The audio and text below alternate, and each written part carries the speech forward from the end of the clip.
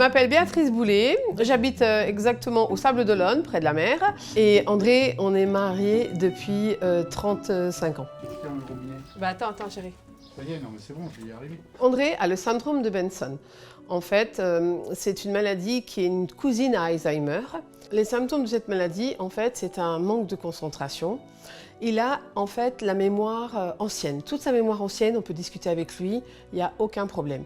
Ce qu'il n'a pas, c'est la mémoire vive. C'est-à-dire qu'il peut très bien poser ses lunettes, ses clés de voiture à un endroit et 5 minutes après, il ne saura plus où c'est qu'il les a posées. Donc ici, vous avez la maraca, le guiro, le castagnette à manche. Ah, bah c'est bien, vous vous souvenez, super. Pour lui, ce qui est très important et puis qui est très fatigant, c'est la concentration. Parce que dès le matin, quand il se lève, il est obligé de se concentrer. Pour tout, se concentrer pour s'habiller, pour se laver les dents, pour se repérer dans la pièce, pour faire son café, son petit déjeuner. Il ouvre le frigo, des fois il dit ben qu'est-ce que je dois prendre et puis il se rappelle plus, il referme le frigo, et il vient me demander. C'est une maladie qui est vicieuse en fait. Pour moi c'est ça, c'est un peu vicieux parce que c'est une maladie qu'on ne peut pas arrêter.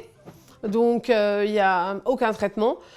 Il prend juste un petit médicament tous les jours justement pour pouvoir rester sur sa concentration et pour pas que la maladie elle avance de trop. On préparera les affaires juste le mercredi d'avant, parce qu'on part le samedi parce que l'anniversaire de Léna c'est le dimanche, pour ses 4 ans. J'essaye toujours de lui mâcher le travail, en fait, pour pas qu'il s'inquiète. Parce qu'en fait, cette maladie-là, il ne faut surtout pas s'inquiéter. C'est-à-dire que le matin, quand il se lève, je lui donne à peu près le programme de sa journée pour qu'il puisse avoir des repères. Je lui dis exactement qu'est-ce qu'il aura à faire, s'il a un petit peu de jardinage à faire, s'il a un peu de rangement dans le garage, quel jour il va chez l'orthophoniste, quel jour il va à la musicothérapie. Dans cette maladie-là, il leur faut un quotidien et il leur faut une régularité. Si je commence à changer les choses, là pour lui, il est perdu et ça l'énerve. J'essaye de le rassurer, beaucoup le rassurer, énormément le rassurer. Donc c'est vrai que c'est compliqué quoi. Bon, plus, au revoir, à tout à l'heure. 15h, hein. T'oublies pas.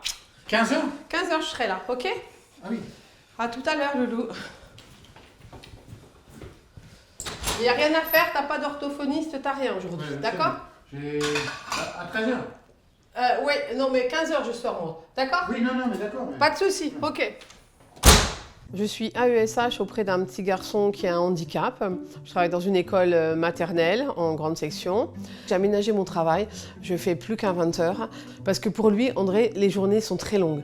Et je voulais pas qu'il se sente isolé. Donc du coup, on s'est dit, on va se mettre en ville.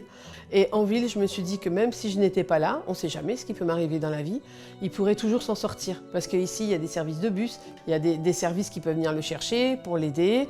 Et je trouvais qu'il avait beaucoup plus d'autonomie qu'à la campagne. Pour lui, c'était bien, quoi. Voilà. C'est pour ça qu'on a changé vraiment notre vie pour ça.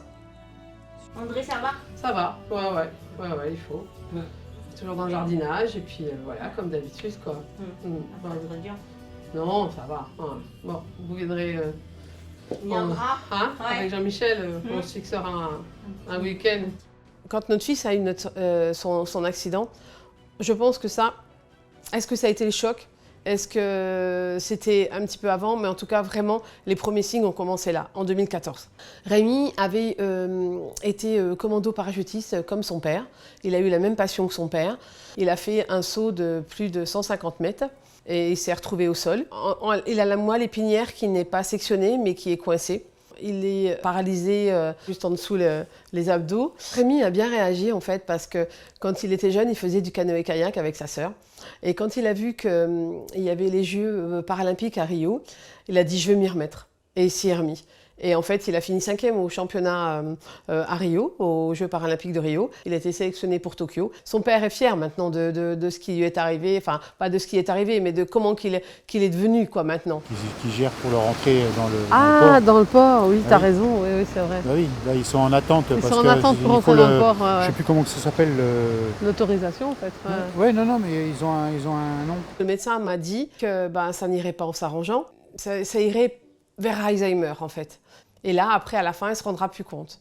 J'essaye de pas trop y penser et puis d'essayer de petit à petit de me mettre des petits trucs quoi. Je me dis là, allez, c'est un petit peu redescendu, je vais essayer de trouver un autre petit filon pour aller aider André dans autre chose. Et puis comme ça, j'avoue que c'est un peu l'inconnu, c'est le point d'interrogation quoi. Mais bon, je suis une bonne vivante et je suis optimiste dans la vie, je suis toujours optimiste. Je trouve toujours le petit plus qu'il y aura.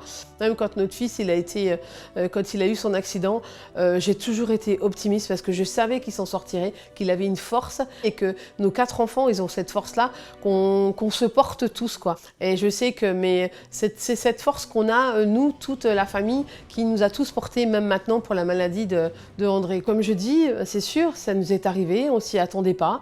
Et tant pis, il faut le prendre comme un bien et puis essayer de profiter au maximum de nous deux, de notre famille. Maintenant, nous avons 4 petits-enfants et c'est ce qui compte, quoi, de bien s'entendre et de s'aimer, quoi, comme au premier jour.